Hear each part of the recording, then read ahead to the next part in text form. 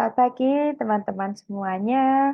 Kita bertemu lagi pada hari ini dalam mata kuliah Program Pelibatan Orang Tua dan Masyarakat PAUD 4502 pada sesi yang keempat.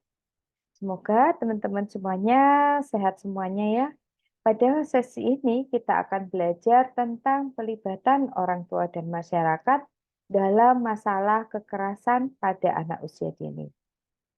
Teman-teman sekalian, ada berbagai macam ragam tindak kekerasan yang dilakukan pada anak usia dini, di mana kekerasan pada anak atau child abuse ini merupakan tindakan yang dilakukan individu terhadap individu yang lain, dalam hal ini adalah seorang anak, yang dapat mengakibatkan adanya gangguan fisik atau mental pada anak itu sendiri.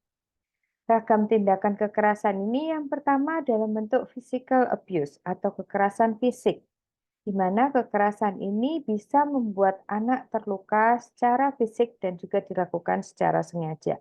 Contohnya yaitu menendang, menggigit, dan sebagainya. Yang kedua yaitu nutritional abuse, di mana kekerasan ini berkaitan dengan kebutuhan makanan yang harusnya dikonsumsi oleh anak-anak itu sendiri. Contohnya yaitu tidak memberikan makanan atau minuman dalam jangka waktu tertentu, sehingga bisa mengakibatkan terjadinya morbidity atau bahkan mortality pada anak itu sendiri.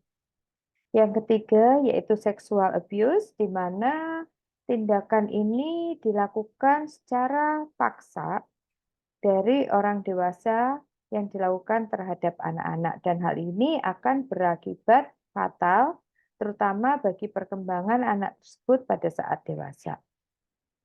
Yang keempat yaitu drug abuse, di mana kekerasan ini berkaitan dengan penggunaan obat terlarang, yaitu ketika orang dewasa memaksa anak-anak untuk mengkonsumsi obat terlarang. Yang kelima, dalam bentuk emotional abuse, di mana kekerasan secara emosi atau psikis yang nantinya bisa mengganggu kesehatan mental anak atau perkembangan sosial anak.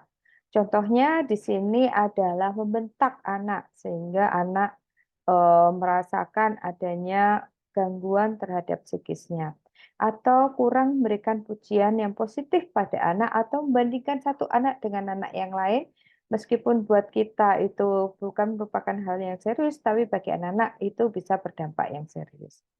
Yang keenam, dalam bentuk medical care abuse, di mana kekerasan ini berkaitan dengan perawatan kesehatan anak sehari-hari.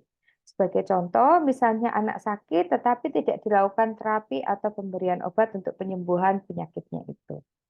Yang ketujuh atau yang terakhir yaitu neglected atau mengabaikan, di mana dalam hal ini orang tua melakukan kekerasan dengan tidak menyediakan kebutuhan fisik anak. Contohnya tidak memberikan makanan dengan cukup gizi, atau tidak memberikan pakaian atau rumah yang tidak layak pada anak itu sendiri.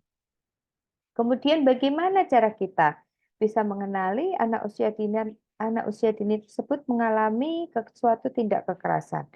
Yang pertama bisa dilakukan dengan wawancara atau anamnesis, di mana dalam hal ini kita berusaha untuk menggali cerita anak.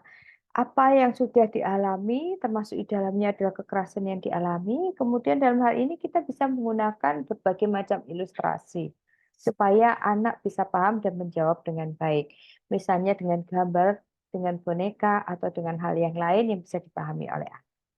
Yang kedua, yaitu dilakukan pemeriksaan fisik. Misalnya kita melihat fisik anak, di sana ada memar, kemudian ada luka, lecet, ada bagian yang patah, dan sebagainya. Itu bisa kita lihat dari pemeriksaan fisik. Yang ketiga, yaitu dilakukan pemeriksaan penunjang. Misalnya dari hasil wawancara dan juga pemeriksaan fisik, ternyata terlihat adanya kekerasan, kemudian dilakukan pemeriksaan penunjang lain, misalnya dengan melakukan ronsen atau pemeriksaan laboratorium itu sendiri. Kemudian, apabila anak mengalami tindak kekerasan, bagaimana pencegahan dan juga penanganan tindak kekerasan pada anak usia dini ini sendiri. Jadi, dalam hal pencegahan dan juga penanganan ini ada 3 pencegahan.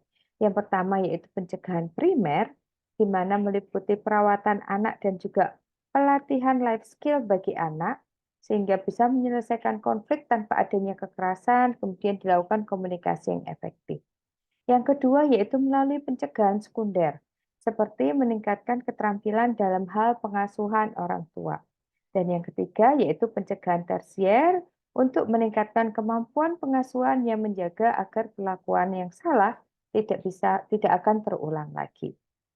Teman-teman sekalian, pada sesi keempat ini ada tugas diskusi yang harus dikerjakan di mana teman-teman nanti harus menuliskan ragam tindakan kekerasan yang terjadi pada anak dan bagaimana cara melibatkan orang tua dan masyarakat dalam pencegahan dan juga penanganan tindak kekerasan pada anak usia dini ini.